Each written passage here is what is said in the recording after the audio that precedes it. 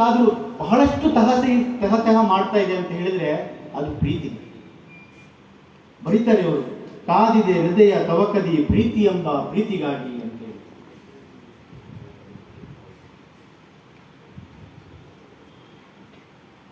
ಅಂತಹ ದರ್ಶನ ಭಾಗ್ಯಗಳು ಎಲ್ಲರಿಗೂ ಸಿಗ್ಲಿ ಅಂತ ಹೇಳಿ ಆಶಯದ ಕವಿತೆ ಕೂಡ ಹೌದು.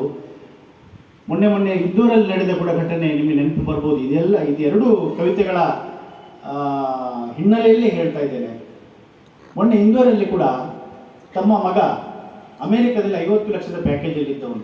ಆದರೆ ತಂದೆ ತಾಯಿ ಇಬ್ಬರು ಕೂಡ ಎಂಥ ದಾರುಣವಾದ ಸಾವನ್ನು ಕಂಡರು ಅಂತ ಹೇಳಿದರೆ, ಮಗನಿಂದ ಒಂದು ಕರೆ ಬರಲಿಲ್ಲ. ಎಂಥ ಒಂದು ಕನವರಿಕೆ ಅವರಿಗೆ ಕೂಡ ಇದ್ದಿರ್ಬೋದು. ಅಂದರೆ ನಾವು ಇವತ್ತು ಎಲ್ಲರೂ ಬುದ್ಧಿವಂತರಾಗ್ತಿದ್ದಾರೆ, ಬುದ್ಧಿವಂತರ ಮಕ್ಕಳು ಎಲ್ಲರೂ ಕೂಡ. ಆದರೆ ಎಂಥ ಮೌಲ್ಯಯುತವಾದ ಸಮಾಜವನ್ನು ನಾವು ನಿರ್ಮಿಸ್ತಾ ಇದ್ದೇವೆ ಅನ್ನೋದು ನಮ್ಮನ್ನು ನಾವು ಪ್ರಶ್ನೆ ಮಾಡಿಕೊಳ್ಳುವಂತಹ ಹೊತ್ತು ಇದು.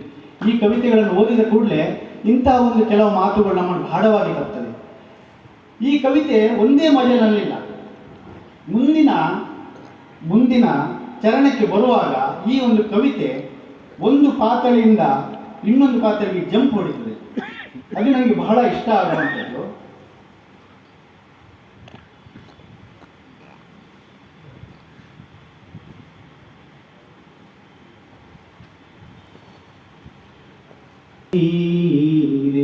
ಮರೆಯೇ ಜನ್ಮಕ್ಕೆ ಮರೆತು ಹೇಗೆ ಬಾಳಬಹುದೇ ಅಂತ ನಿಲ್ಲಿಸಿದ್ರೆ ಆ 3 ಸಾಲುಗಳಲ್ಲಿ ಯಾರು ಬೇಕಾದರೂ ಬರೆಯುವ ಸಾಲು ಅಂತ ಅನಿಸಿಬಿಡ್ತದೆ.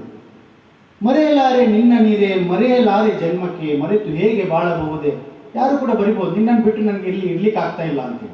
ಆದರೆ ಕೊನೆಯ ಒಂದು ಸಾಲನ್ನು ಅವರು ಬರೀತಾರೆ ನೋಡಿ. ಮರೆಯಲಾರೆ ನಿನ್ನ ನೀರೇ ಮರೆಯಲಾರೆ ಜನ್ಮಕ್ಕೆ ಮರೆತು ಹೇಗೆ ಬಾಳಬಹುದೇ ಆತ್ಮ ಮರೆತು ಅನ್ನಕ್ಕೆ. ಆ ಸಾಲು ಬರುವಾಗ ನಾನು ಖಾಲಿ ನಿನಗೆ ಇಲ್ಲಿ ಅನ್ನಕ್ಕೋಸ್ಕರ ಬದುಕ್ತಾ ಇಲ್ಲ, ಆತ್ಮ ಮರೆತು ಅನ್ನಕ್ಕೆ, ಆತ್ಮ ಮರೆತು ಹೇಗೆ ನಾವು ನಿನ್ನ ಬಾಳುವುದು ಅಂತ ಹೇಳಿ ಹೇಳ್ತಾರೆ ಅವರು. ಡಿವಿಜಿಯವರು ಕೂಡ ಹೇಳ್ತಾರೆ, ಧಾರುಣಿಯ ನಡಿಗೆಯಲ್ಲಿ ಮೇರುವಿನ ಗುರಿ ಇರಲಿ, ಮೇರುವನ್ನು ಮರೆತಂದೆ ನಾರಕಕ್ಕೆ ದಾರಿ ಅಂತೇಳಿ. ಈ ಕವಿತೆಯಲ್ಲಿ ಕೂಡ ಅದೊಂದು ಜಂಪ್ ಹೊಡಿತಾರೆ. ಈ ಶಬರಿಯರ ಪ್ರೇಮ ಕಾಫಿ ಕಪ್ಪಿನಲ್ಲಿ ಕರಗಿದ ಮಂಜು, ಗೆಳೆಯನ ನಿರೀಕ್ಷೆ ಬಿಸಿಲಿಗೆ ಕಾದ ಮಣ್ಣು, ಅವಸರದ ಲೋಕದಿ ಬರೀ ಧ್ಯಾನ ಅಂತ. ಅಂದ್ರೆ ಗೆಳೆಯನ ನಿರೀಕ್ಷೆ, ಬಿಸಿಲಿಗೆ ಕಾದ ಮಣ್ಣು, ಪ್ರೇಮ ಕಾಫಿ ಕಪ್ಪಿನಲ್ಲಿ ಕರಗಿದ ಮಂಜು. ಈ ಸಾಲುಗಳು ಕೇವಲ ಶಬರಿಯ ಧ್ಯಾನ ಮಾತ್ರ ಅಲ್ಲ, ಇನ್ನೇನನ್ನೂ ಧ್ಯಾನಿಸ್ತದೆ ಇದೆ. ಈ ಸಾಲುಗಳು ಬಹಳ ಗಾಢವಾಗಿ ತರ್ತಾ ಹೋಗ್ತವೆ.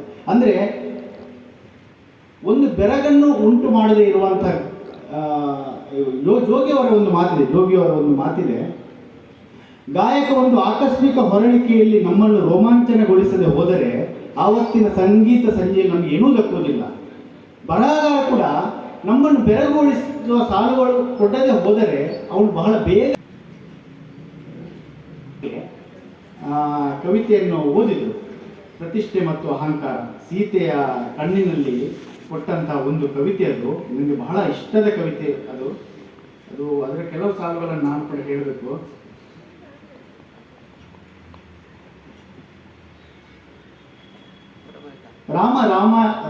ರಾವಣರ ಯುದ್ಧ ಮುಗಿದಿದೆ, ರಾಮನ ಬಾಣಕ್ಕೆ ರಾವಣ ಹತನಾಗಿದ್ದಾನೆ.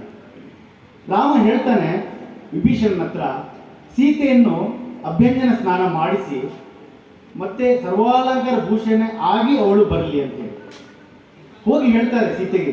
ಸೀತೆ, ನನ್ನ ದೇವರ ಮುಂದೆ ನಾನು ಹೀಗೆ ಬರಬೇಕು, ಕಳೆದ 10 ತಿಂಗಳಲ್ಲಿ ನಾನು ಪಟ್ಟಂತಹ ಪಾಡು, ಹೇಗೆ ಇದ್ದೆ ಅನ್ನೋದು ರಾಮನಿಗೆ ಗೊತ್ತಾಗಬೇಕು ಅಂತ ಹೇಳಿ ಹಠ ಮಾಡಿದ್ರು ಕೂಡ ಕೊನೆ ರಾಮನ ವಾದವೇ ಹೇಳ್ತಾರೆ. ಸೀತೆ ಸರ್ವಾಲಂಕಾರ ಭೂಷಿತಳಾಗಿ ರಣರಂಗಕ್ಕೆ ಬರ್ತಾರೆ. ಹಿಂಗ ಚಿತ್ರಣ ಸಿಗ್ಬೇಕು.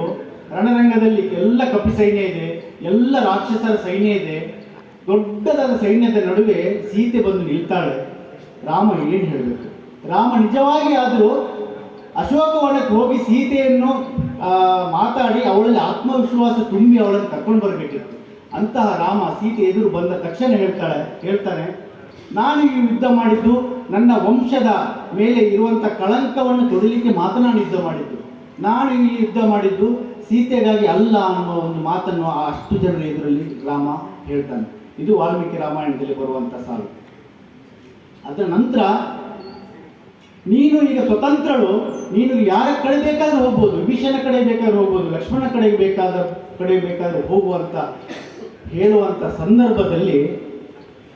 ಸಂದರ್ಭವನ್ನು ಇಟ್ಟುಕೊಂಡು ಈ ಕವಿತೆಯನ್ನು ಓದಿದ್ರೆ ಬಹಳ ಗಾಢವಾಗಿ ಬರ್ತದೆ.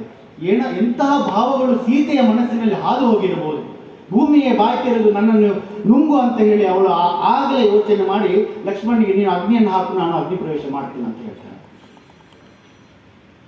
ಅಂತಹ ಒಂದು ಹೊತ್ತಿನಲ್ಲಿ ಬರುವಂತಹ ಕವಿತೆ ಸೀತೆ. ರಾಮನೆಂದರೆ ಧರ್ಮ ಆವರಿಸಿದೆ ಸೌಮ್ಯತೆ, ಆದರೆ ಆ ತೇಜದ ಹಿಂದೆ ನೆರಳೊಂದು ನಿಶ್ಚಿತ. ಅದು ನೆರಳಲ್ಲ, ಸೀತೆಯ ಬಿಡದ ಶೋಕದ ಅಶ್ರು, ಅಗ್ನಿ ಪರೀಕ್ಷೆಯಲ್ಲಿ